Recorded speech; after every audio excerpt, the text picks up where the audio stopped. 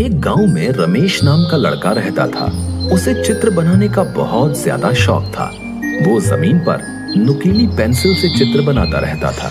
उसके पास कागज और पेंसिल खरीदने के पैसे नहीं थे। वो हमेशा सोचता था कि अगर मेरे पास पेंसिल होती तो मैं कितने सुंदर चित्र बनाता। वो छड़ी से हमेशा चित्र बनाता रहता है। एक दिन जब चित्र बना रहा था तो उसे एक बूढ़ी औरत मिली। उसने रमेश को एक जादुई पेंसिल दी।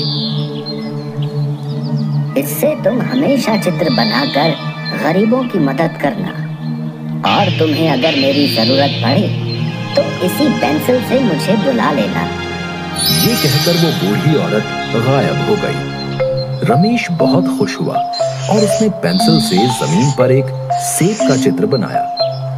वाह, क्या छड़ी है! अचानक ही वो सेब असली हो गया।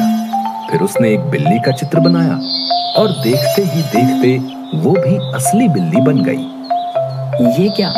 ये तो एक जादुई पेंसिल है। बहुत बहुत शुक्रिया बूढ़ी अम्मा, आपकी ये बात मैं हमेशा याद रखूंगा।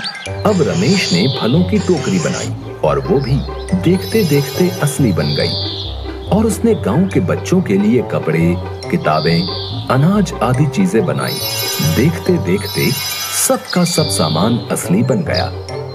रमेश गरीब किसानों को जो भी चाहिए होता था बना कर दे देता था।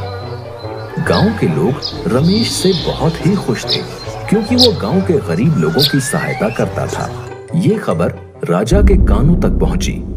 राजा ने रमेश को बुलाने का आदेश दिया और राजा ने रमेश से कहा, पहले तुम सोने से भरा एक घड़ा बना दो और ये पेंसिल मेरे हवाले कर दो।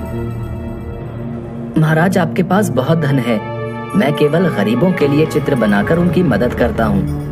राजा को गुस्सा आ गया और राजा ने सैनिकों को आदेश देकर रमेश से पेंसिल ली और वो खुद से सोने से भरा घड़ा बनाने लगा। लेकिन वो सोने से भरा घड़ा प्रकट नहीं हुआ। राजा ने सेनापति को पेंसिल से चित्र बनाने को कहा, लेकिन उस चित्र से भी कोई भी वस्तु प्रकट नहीं हुई। ये सब देखकर राजा और अधिक क्रोधित हो गया।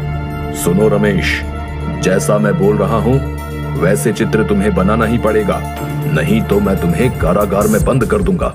रमेश मन ही मन में सोचने लगा, अगर वो राजा की आज्ञा का पालन नहीं करेगा तो राजा उसे कारागार में बंद कर देगा, तो वो गरीब लोगों की मदद नहीं कर पाएगा। वो चतुर था। उसने तुरंत पेंसिल उठाई और उस बूढ़ी औरत का चित्र बना दिया और वहां बूढ़ी औरत प्रकट हो गई। उस बूढ़ी औरत ने राजा को समझाया। प्रणाम महाराज, सच कहूं तो आपके पास धन की कोई कमी नहीं है, लेकिन वाकई में जो गरीब है रमेश, उनके लिए ढेर सारी खुशियां लाने का काम कर रहा है। आपने उससे ये पेंसिल छीन ली, लेकिन ये आपकी इच्छा अनुसार कोई काम नहीं कर पाई और न ही किसी और के हाथों से उस चित्र में जान आएगी। रमेश के काम के प्रति लगन और उसकी ईमानदारी देख के ही उसे ये पेंसिल मिली है।